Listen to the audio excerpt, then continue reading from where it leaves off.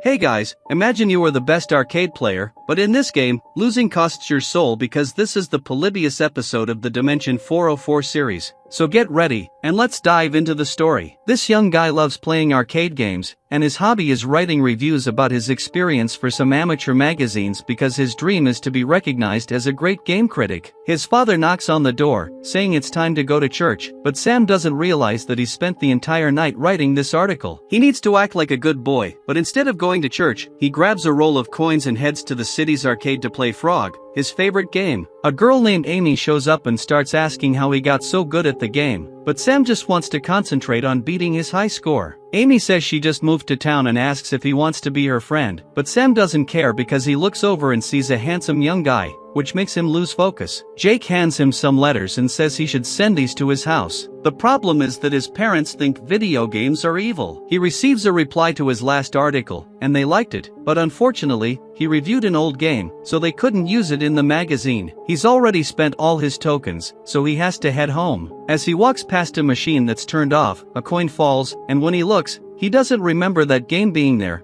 and neither does the owner. The game is called Polybius, and a guy says he tried to play but that the machine ate his coin. So Jake puts a sign on the machine saying it needs maintenance. The next day, he goes to school, and everything seems fine until physical education class. He's hanging out with his friend Daniel, but the bullies show up and say that today they're having a visit from the magic finger. They get all scared because they have to take a shower after class, and Sam manages to escape, leaving his friend behind. After school, he heads straight to the arcade, and Amy is waiting for him. He wants to try the new machine, which is very different, and he doesn't know what to do because he has to navigate a huge maze and reach the center while a demon tries to take his soul. At first, it's tough, but he gets into the game, and it starts to get easier. A voice begins saying it's going to take his soul, but Sam is too focused. When he realizes it, it's already night, and he has the highest score. But Daniel shows up, angry because Sam left him alone to meet the magic finger, and Sam's score is changed to bitch. Sam leaves, feeling sad. On the TV, a report comes on about a young man who was found dead, and it's the same guy who lost his coin to the machine. The next day at school, Amy comes up to Sam, wanting to be friends again,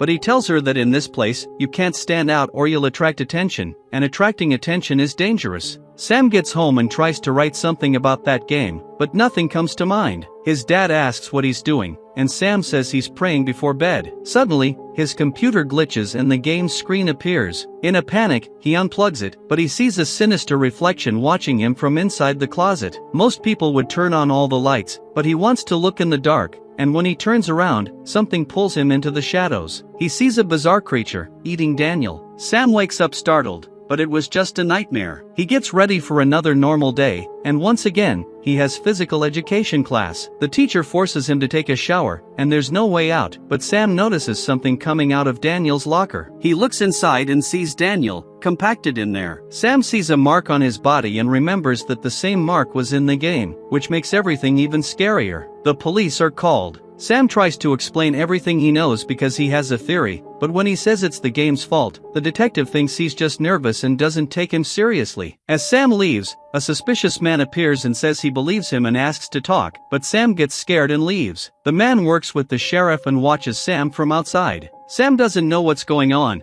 but he knows the game is behind it all, so he heads to the arcade before it closes. Jake is talking to Amy when the lights go out. Sam explains that the game isn't good because anyone who plays it gets marked. Amy shows him that the same mark appeared on her when she tried to erase the name bitch that was written on his score. Sam shows them a book that tells the story of a demon named Polybius, who is condemned to live forever in a labyrinth. The only thing he can do is take people to live with him through their mark. Jake doesn't want to believe it because it's just a video game, but the problem is that the place is in darkness, and the machine turns on by itself. They need to figure out what's happening and how to beat the game that night, or it might be their last night, just like the others. They start looking through the magazines, and Sam apologizes for treating Amy badly these past few days. They become friends, and she says that he would make a great couple with Jake, but he wants to pretend he didn't know anything. He goes after Jake to find out what's going on because he's disappeared. He enters the owner's office, which belongs to an old, grumpy woman who sleeps with her eyes open to show that she's always watching. They start looking through the invoices to figure out where the machine came from. Sam says he's glad Jake is there,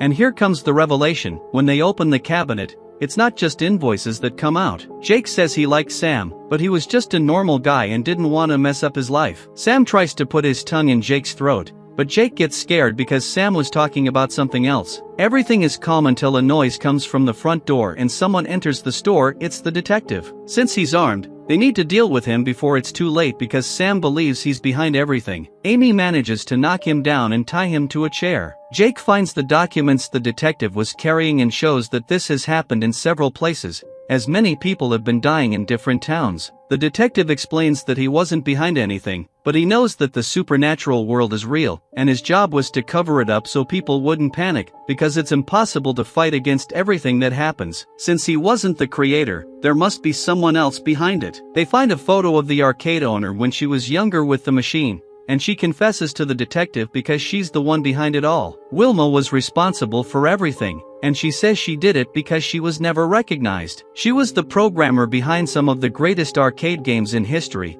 but the company took all the credit. One night, she heard a voice telling her to create this game, and the cost would only be a few souls. After getting the being, she would be freed, and she would finally get all the credit she had always dreamed of. And guys, this is starting to sound like a gambling game, which we know is going to cause trouble, but we still try it, and, of course, it goes wrong. A green light appears, and Wilma's soul is pulled away because it was the last one needed. A bizarre creature starts emerging, and it could take over the world. Amy sacrifices herself so Jake can escape, but outside, he realizes he needs to finish what he started, or it will be the end of everything. So Jake leaves. When he enters the store, everything has turned into a huge labyrinth because now he's part of the game. He starts navigating through various corridors until he finds a weapon and the arcade machine, but the creature is chasing him. Here comes the twist. Jake returns and says that he doesn't feel the same way about Sam, but he wouldn't leave him behind. Sam asks for a token because Jake would be his pawn. Sam controls him through the arcade machine, and if he loses, they both lose. But Sam is really good and manages to reach the end.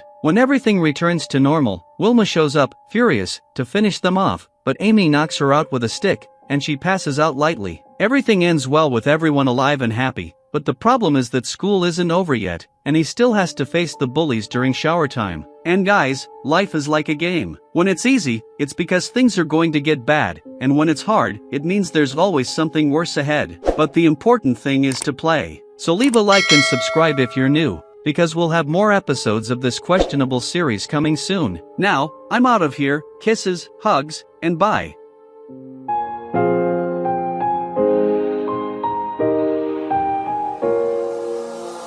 I walk a lonely road, the only one that I have ever known. Don't